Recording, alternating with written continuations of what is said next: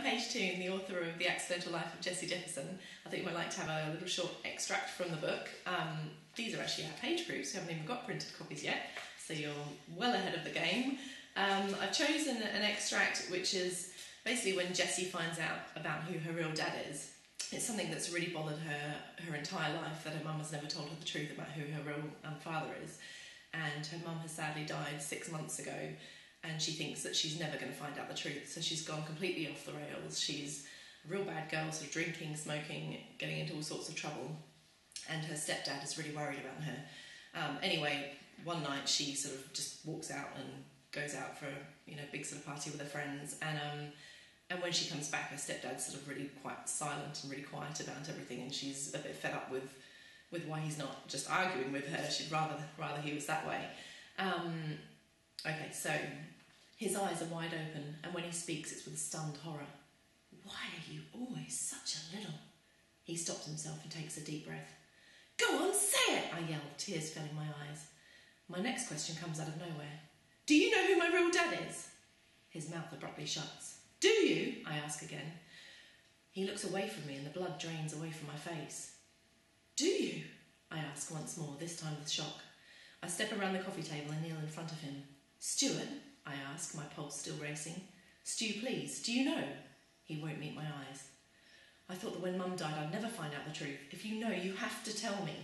Tears track silently down my cheeks as I stare at him, my last hope for my world's biggest secret. Slowly his eyes meet mine, and I know that the answer is yes, he knows. Please tell me, I beg, as the tears continue to stream relentlessly down my neck, soaking the rim of my t-shirt. He rubs his hands over his face in a frustrated, lost gesture, upsetting his horn-rimmed glasses. He takes them off and pushes his right hand through his hair, studying the glasses in his left. I wait in breathless silence. He shakes his head. I don't know, Jessie. Stu, please, I say again. I need to know. It's why I've been so angry. I can't move on. I can't say goodbye to her. Not really. I'm so hurt and upset that she kept this from me. Please. There is a lump the size of a ping pong ball inside my throat now. I just want someone to be honest with me. I don't care if he's in jail. I'll get over it if he's dead. What could be worse than that? He shakes his head.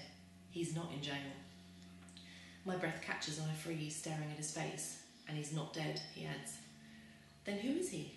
He sighs. He has a family. He doesn't know you exist. So that's it. I can't know who my dad is because he doesn't know who I am, because I might upset his happy little family. Well, tough, what about me? It's more complicated than that, he tells me. How can it be more complicated than that? I don't understand. I so wish I did. He's well known. What? Now I'm even more confused. Is he a celebrity? A politician? Have I heard of him? He nods slowly. His name is Johnny Jefferson. My world tilts off his axis. Not because I think my dad is Johnny Jefferson, but because Stuart has just told me that my dad is Johnny Jefferson. How could he be so cruel as to openly taunt me? How could you? I ask, my head spinning. Why would Stu mock me like this? To teach me a lesson for acting out? I'm not lying to you, he says solemnly, and I want to slap his face. I'm not. I'm telling you the truth. I hate you, I reply bitterly. Jessie, he says firmly, your dad is Johnny Jefferson. I stare at him. What is he talking about? Stu sighs. Your mum was a groupie of Johnny's first band, Fence, before they became famous. A groupie? I shake my head in confusion.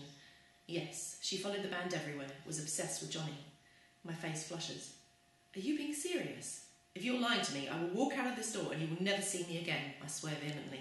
Maybe that's what he wants. I'm not lying to you, he replies. I swear on your mother's grave that I'm telling you the truth. I feel dizzy as now my world completely breaks away from its axis and starts to roll downhill, gathering speed as it goes. I fall backwards and my back hits the wall. I slide down to the floor and stare up at him at shock, looking down at me from his armchair. Are you serious? Yes. Holy shit. He closes his eyes briefly in resignation at my language, while I ready myself to hear the bedtime story to end all bedtime stories.